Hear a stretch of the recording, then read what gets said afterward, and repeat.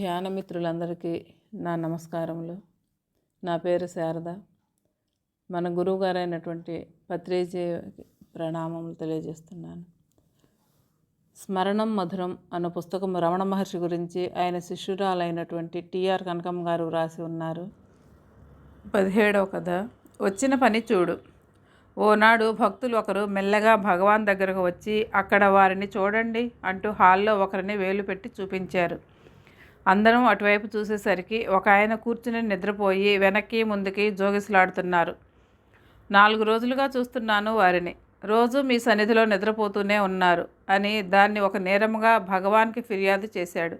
అది విని భగవాన్ పరిహాసముగా నవ్వుతూ, రోజు చూస్తున్నారా అని ప్రశ్నించారు. అవును భగవాన్, రోజు చూస్తూనే ఉన్నా, కానీ నేడే మీతో చెప్పాను అన్నారు.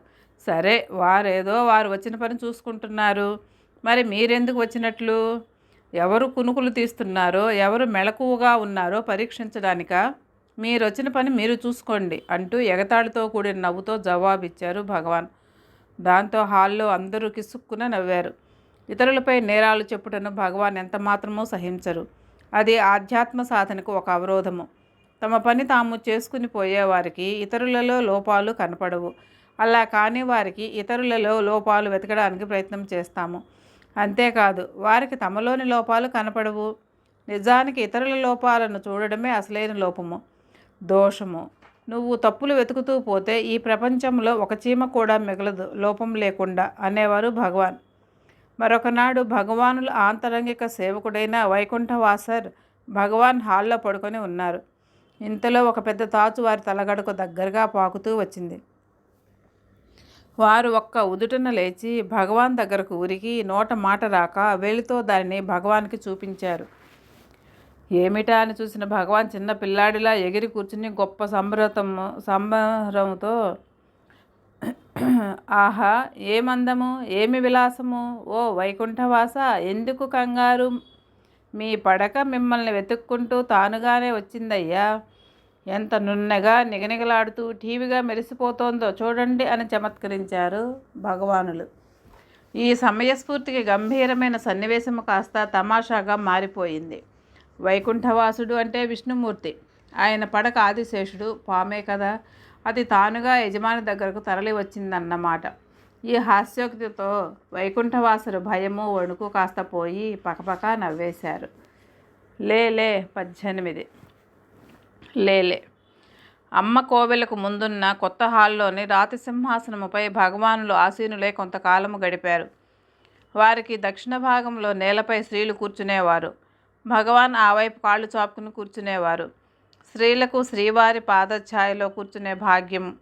వారికి వెనుక బయటకు వెళ్ళడానికి ద్వారం ఉంది. ఒకరోజు ఉదయము నేను అక్కడ కూర్చుని ధ్యానంలో ఉన్నాను. అంటే కనకమ్మ గారు చెప్తున్నారన్నమాట. భగవాన్ యథాప్రకారము మౌని తెచ్చిన పోస్టు పరిశీలించారు. తరువాత గోశాల వైపు వెళ్ళడానికి ఉపక్రమించి మోకాళ్లకు తైలం రుద్దుకొని సోఫా దిగి నేను కూర్చున్న చోటు వెనుక ద్వారంలోంచి వెళ్ళడానికి నడిచారు. అప్పుడు ఆ వైపు కూర్చున్న వారంతా లేచి నుంచున్నారు.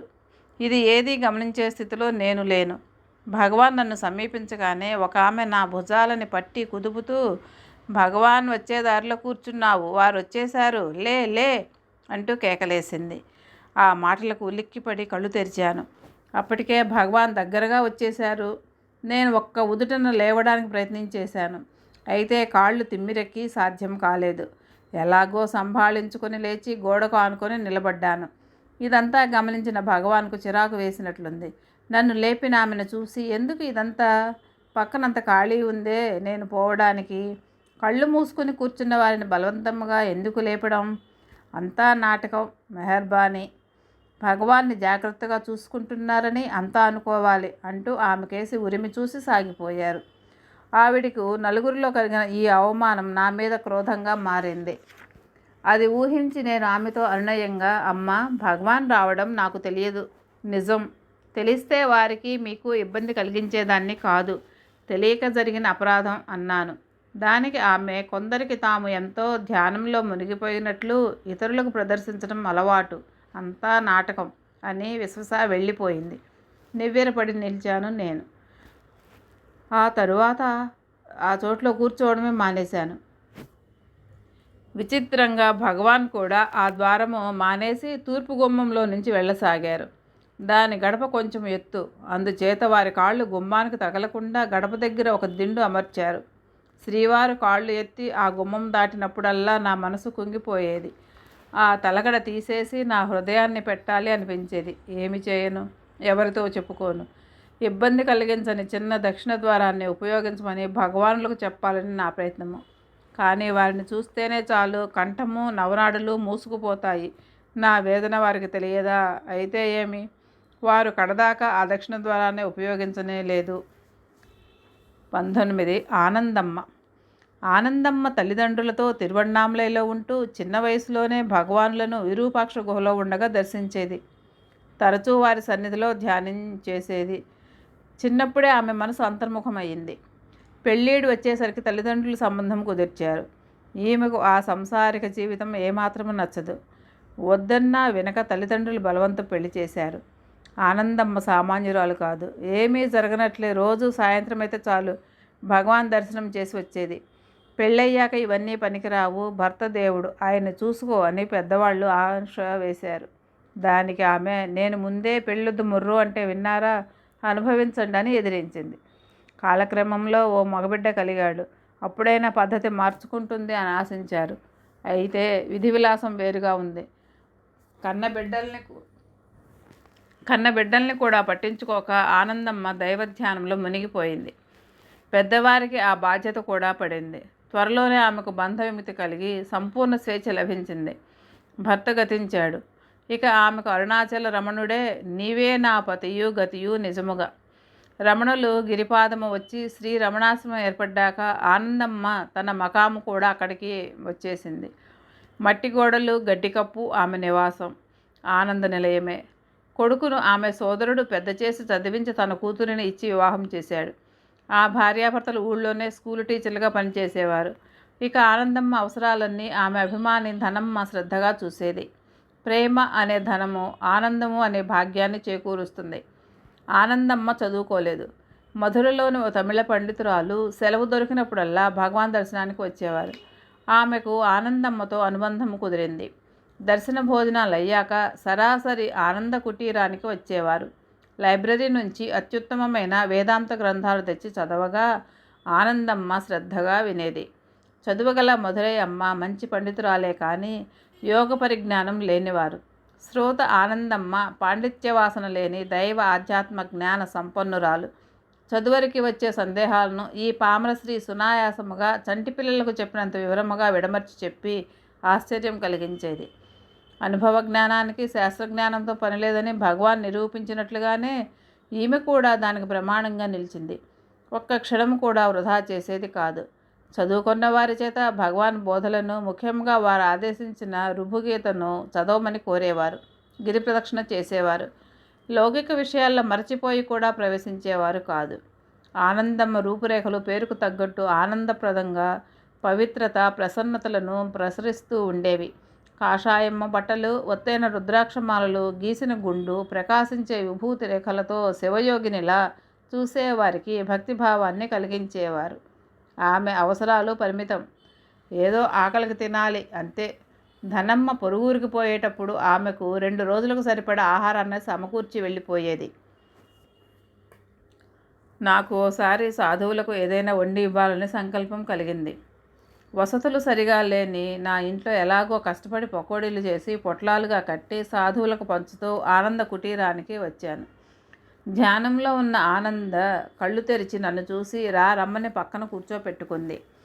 ఓ పట్లం ఆమెకు ఇవ్వబోయాను. ఏమిటవి అన్న ఆమెతో సంగతి చెప్పాను. అలాగా, మంచిదే, కానీ సాధువులకు ఇవన్నీ ఎందుకు? అదిగో ధనమ్మ వండిన దాన్ని కొండలో నీళ్లు పోసి పెట్టి ఉంచాను. ఆకలేసినప్పుడు తింటాను. ఇవన్నీ ఎందుకు పెట్టుకున్నావు? భగవాన్ చెప్పినట్లు ఏ తలపు లేకుండా కళ్ళు మూసుకుని కట్టెలా పడి ఉంటేనే సరే. కాలము, జీవితము ఎంతో విలువైనవి అంటూ ప్రేమగా మందలించింది. నాకు కళ్ళు తెరుచుకున్నాయి. ఎప్పుడైనా అలాంటి తలుపు వస్తే ఆనందబోధ మెరిసేది. ఆనందమ్మకు శ్రీ మురుగనార్ అంటే చాలా ప్రేమ, భక్తి. వారి సలహాలను పాటిస్తుండేవారు. వారితో సన్నిహితంగా ఉండే నాతో ఈ చిన్న వయస్సులో నీకు ఈ జిజ్ఞాస, భగవానుల సన్నిధి దొరకడం ఎంతో భాగ్యం.